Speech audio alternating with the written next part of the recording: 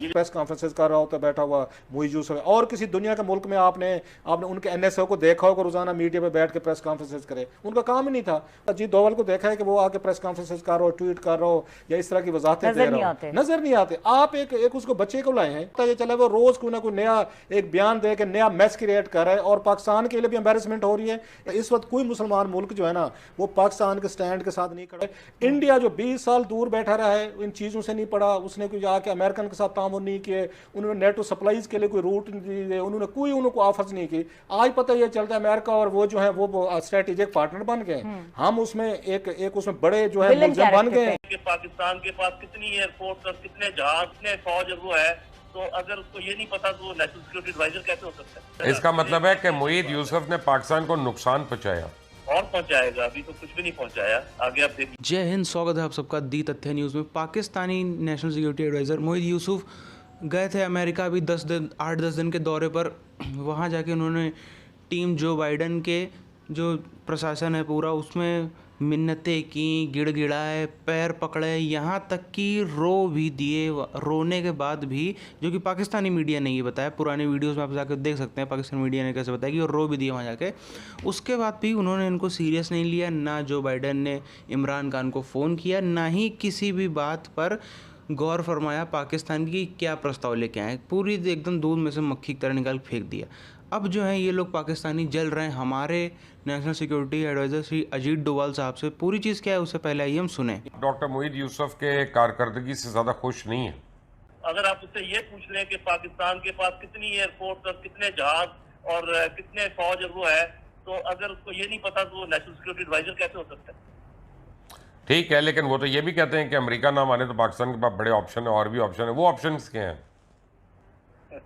उन्होंने बाद में क्लियर भी कर दिया कि उस ऑप्शन का ये मतलब था कि टेलीफोन के अलावा हम फेसबुक पे भी बात कर सकते हैं, ट्विटर पे भी बात कर सकते हैं, हम लोग हंस हंस के तो जन साहब ये बचगाना और बेवकूफ़ाना गुफ्तगू है ना फिर तो। अब क्या कहा जाए? इसका मतलब है कि मोईद यूसुफ ने पाकिस्तान को नुकसान पहुंचाया और पहुंचाएगा, अभी तो कुछ भी नहीं पहुंचाया। आगे आप देखिए। तो इसका मतलब है हमारा नेशनल सिक्योरिटी एडवाइजर बाहर से आके हमारे पास लग गया, और हमें ये नहीं पता वो क्यों आया है, किस एजेंडा पे है और कितना नुकसान पहुंचा के जाएगा। इसमें कतन कोई शक नहीं है जो बात कर रहे हैं। तो अब बात यह ना कि जब आपके नेशनल सिक्योरिटी एडवाइजर जाते हैं अमेरिका और जाके वहाँ पे भी रोना शुरू कर देते हैं कि जो बाइडन फ़ोन क्यों नहीं कर रहे इमरान खान को, और आप एजेंडा पे ये बातें रखते हो, फिर इनकी आप ट्वीट्स कर रहे होते हैं, खबरें बना रहे होते हैं, तो लोगों ने तो आपका ये इंप्रेशन लेना है ना जो ले रहे हैं। हाँ जी, लेकिन लोगों के पास ये मालूमात भी तो मौजूद है ना कि नेशनल सिक्योरिटी एडवाइजर कहाँ से आए हैं और क्या वो उससे पहले क्या करते रहे हैं, क्या लिखते रहे हैं। अच्छा आमिर साहब, ये जो पाकिस्तान की परसेप्शन है और फिर पाकिस्तान का स्टांस, बार बार हम पुश कर रहे हैं अपना स्टांस, सुन कोई नहीं रहा है असर। साथियों, हमें एक सब चीज़ पूरे हर एक प्रत्येक भारतीय को माननी पड़ेगी कि अजीत डोभाल साहब जो हैं वो वाकई में एक करिश्मा, या हम कह सकते हैं भगवान के जो हैं वरदान हैं।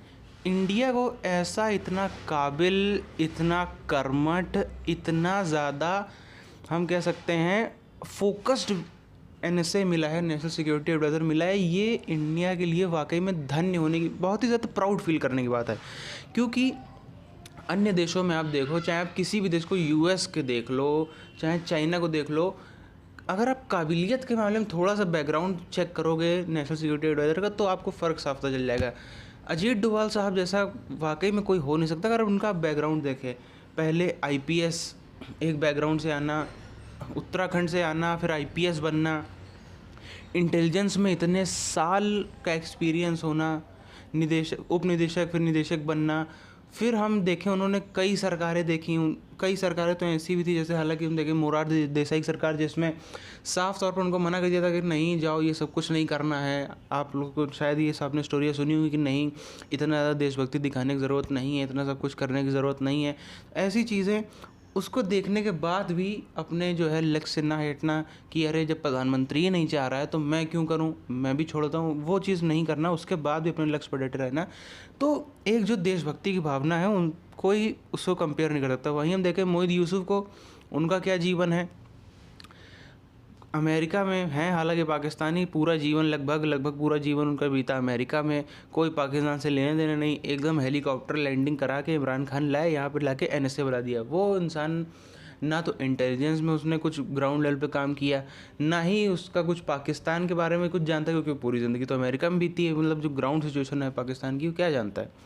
हम देखें अजीत डोभाल साहब को, हम देखें तो जैसा कि सामने उनकी इतने किस्से कहानी सामने आते हैं कि कहाँ वहाँ पे नॉर्थ ईस्ट में इतना कलेश होता था, उसको इन्होंने ख़त्म करवाया। कहाँ ये पाकिस्तान में इतने सालों तक अंडर कवर एजेंट के तौर पर रहे, पाकिस्तान में इतना उन्होंने समय बिताया।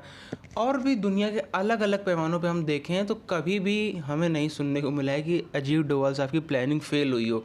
सर्जिकल स्ट्राइक हो, चाहे वो नर्सों को एयरलिफ्ट करना हो, किसी भी पैमाने में सब में सफलता हासिल हुई है। तो गर्व की बात है। एक बार आप सब कमेंट में मैं चाहता हूँ लिखें रिस्पेक्ट अजीत डोभाल सर।